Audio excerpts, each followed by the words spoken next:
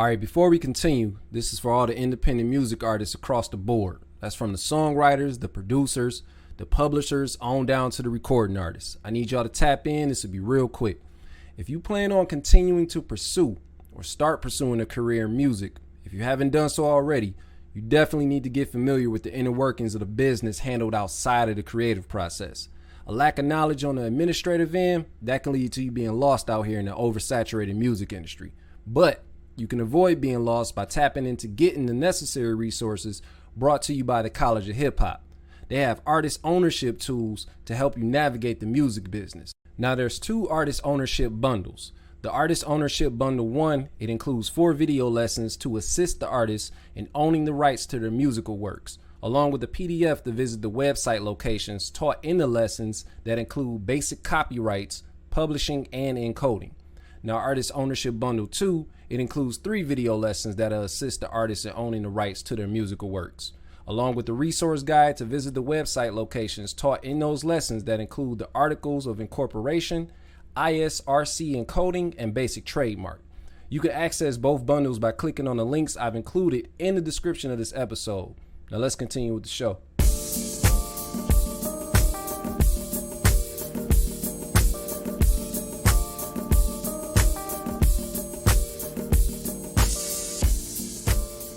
Thank y'all for tuning in to A Name Tag is Necessary. I'm your host, Nametag Alexander. If you read in the description before, this is a podcast that is mostly music talk, but of course you're going to get some resources here and there that are provided for independent music artists navigating their way through the industry. Of course, I'm learning on the job, and as I learn, I'm going to share information with y'all as well. Now, there's this article that was released at the top of the year. I want to say January. Yeah, top of the year. It was January 2020. Oh, before we even get into this, make sure y'all check out the podcast on all major podcast platforms, including but not limited to Apple Podcasts, Spotify, iHeartRadio I saw, which was one, Anchor, and also Google Podcasts. And there's a few others that you could check. Oh, did I say Anchor? Did I say Anchor? I think I said Anchor. Anyway, it's on Anchor as well. Of course, that's the one that distributes this podcast. But yeah, it's definitely on your major podcast platform. So make sure you download it or stream it, whichever is your preference, and tell some people to check it out too that's pretty much involved in the independent music industry. Like I was saying earlier, there was an article that was dropped at the top of the year. Like I say, January 2020, and they pretty much talked about the history of the single release. It was I want to say it was CD Baby. CD Baby. Yeah, I'll put the link in the description for it. CD Baby had posted this on their DIY musician page. And I thought it was interesting because right now, more than ever, like, man, it's so much music just coming out, just constantly music. Every time you look up, it's thousands of artists putting out music. And it's hard to keep up. So imagine if you're putting out a full-length project, you didn't really promote it as much. So you feel like it's overlooked. But at the same time, imagine if you put a lot of effort behind a single. I speak to this because I'm always off and on with whether or not I would want to release singles more so often, or just, mini EPs for the most part, or, just here and there, just be a full-on catalog artist and drop albums. Now, one thing I can admit about myself is I don't label myself an album artist. Like, cause an album, it's almost like a story that's wrapped around the album, and you could pretty much do the same with an EP, but an album takes a lot more to push.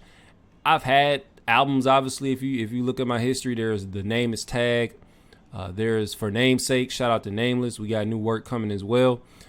But if you also look in between that catalog, there's some mixtapes sprinkled in between there. There's EPs, definitely a lot of EPs.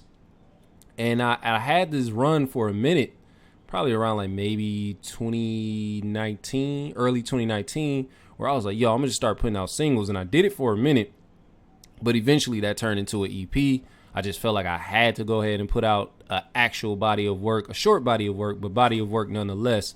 But the article got my attention, and it just kind of broke down not the full on hit. Well, it kind of gave you a glimpse. The notes that I took down from it, or what I got from the website, was just a brief look into the history of the single release. Because if you think about it, the music industry, you know, from day one, it's always pretty much been singles. And then like vinyl came into play. Like people would perform singles, vinyl came into play. I don't want to butcher the history of it, but I'll go over what I came into play. Anyway, I say that to say it's funny to see like the industry now, because it's almost like history repeating itself. And there's just singles coming left and right. Granted, there's still full-length projects coming, but you got to remember at a time, there were only singles coming out. But it says here, a single is the oldest format for distributing recorded music. The only format for the first 50 years of recorded music.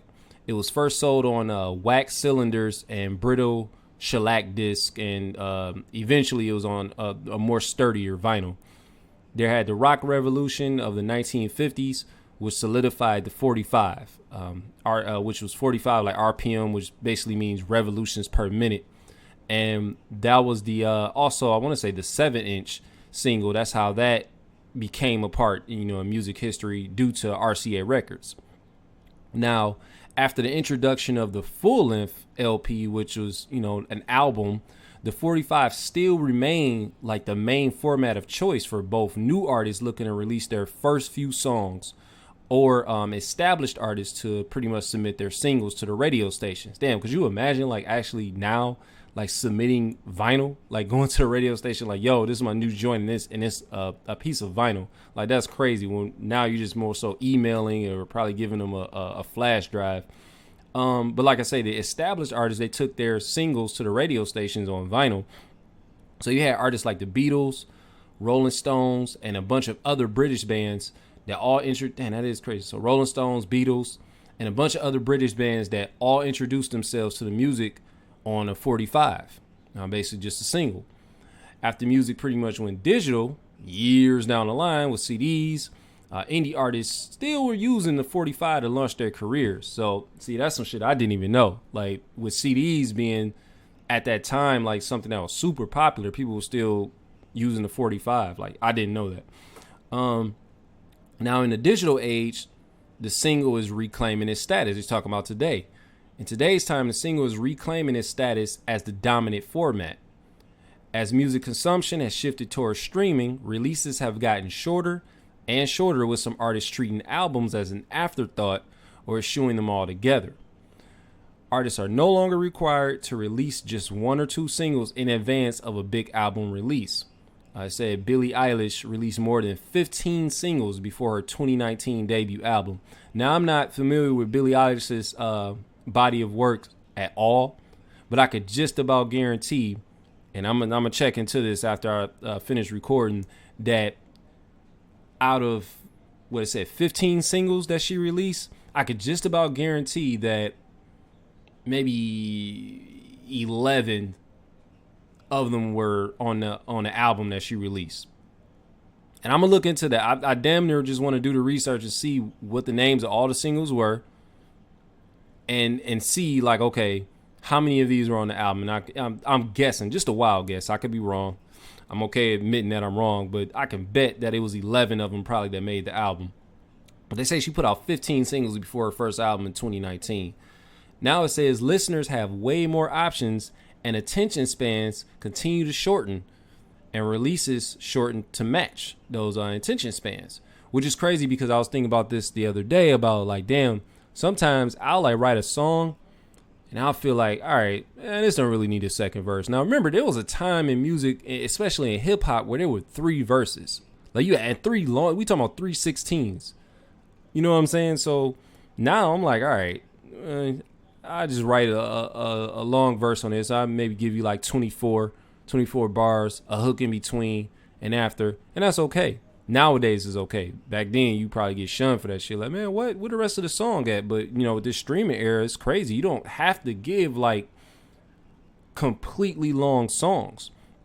Now it says here, a steady stream of 10 or 15 singles over a few years keeps an artist in their fans' minds, much more efficiently than one big album release with the same amount of songs. That's what I keep talking about. And I'll be the first to admit, like I always say, like, no, I'm not an album artist. I'll give you a bunch of EPs. Like people be thinking I'm joking about that shit. Like, no, I can give you a bunch of EPs, but I'm not the album artist.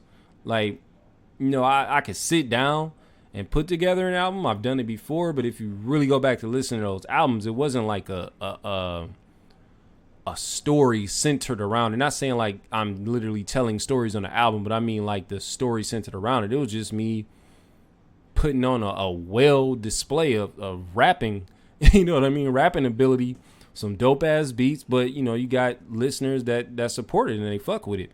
But at the end of the day, I'm just more comfortable with, with putting together EPs. I can give you a good 5 to 6 records and sometimes, maybe 7 or 8. Which nowadays they considering like 7 to 8 tracks an album.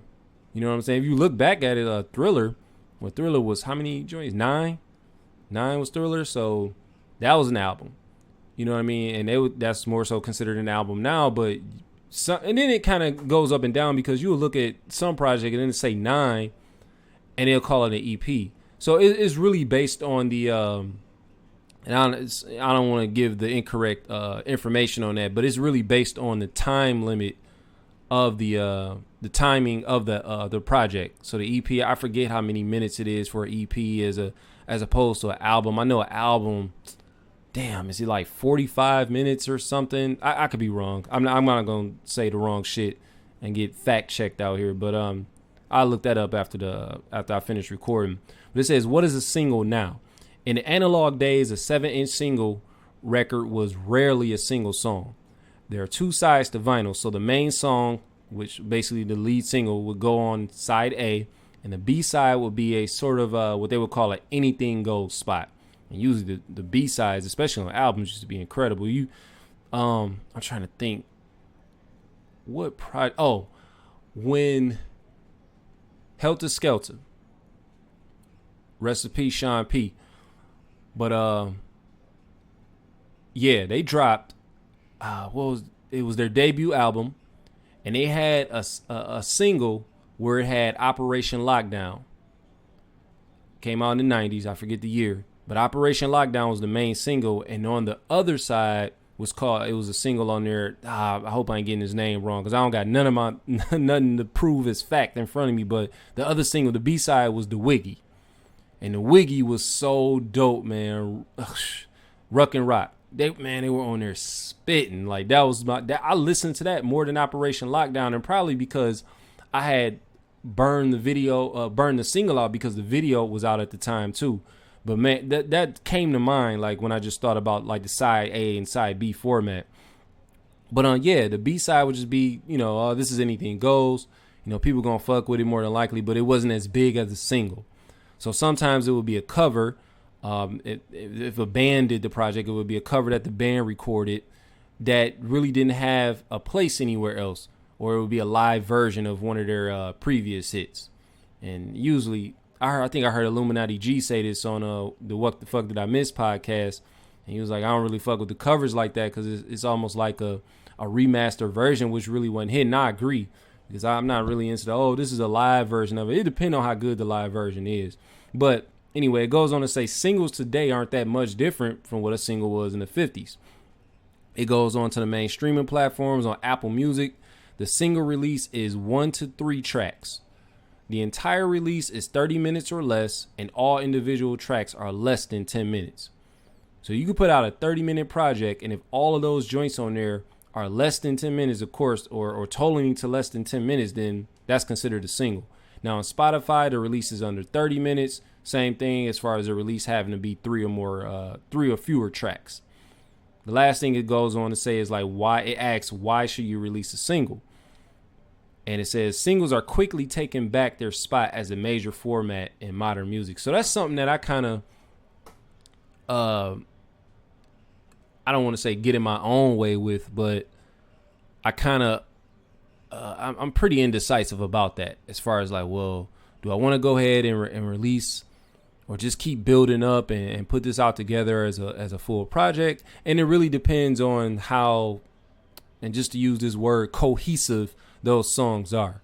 Like, I'm more in a space now where I really just want to drive home. If it's a project, I want to drive home just knocking out a project with one producer flat out. And that's if it's going to be something official like a EP or album. Now, if I did it with Work When Repeat, where I did a variety of producers, but if I can go back, I probably would have took that and split it into a series to where each producer on there, I would have did maybe like, I don't know, maybe like 4 songs and split it to where it would have been Work When Repeat 1 or Work When Repeat 2, something like that. It's not too late to go back and do something like that, or just start. Obviously, I can do that. It's not too late, but just in hindsight, thinking back about it, I would have did that. Anyway, I thought that was an interesting article, just seeing where it stands as far as nowadays, more artists are releasing singles and consistently they're staying fresh on the minds of their fans or that support base that they have. And it's something I've been thinking about doing, but not just really just living in that market to where, oh, I'm only releasing singles, but just to kind of keep consistent and stay fresh, because we got the ability to do it. No label is like holding a lot of us independent artists back. We can put out music whenever we want. So I don't know, like I said, I just wanted to share that. I'm gonna put the link in the description for that article, because it does go a little bit more into depth, and I thought it was just something to just point out and speak to y'all about. But anyway, make sure y'all go to the website www.nametagalexander.com. The merch is available right now. The music is there. The podcast is there. Spread the word about it. Again, if you're listening to this on Apple Podcasts, make sure you leave a rating, 5-star rating, of course, and a review if you're really rocking with the show like that. But until next time, thank y'all for tuning in. A name tag is necessary. I'm out. Peace.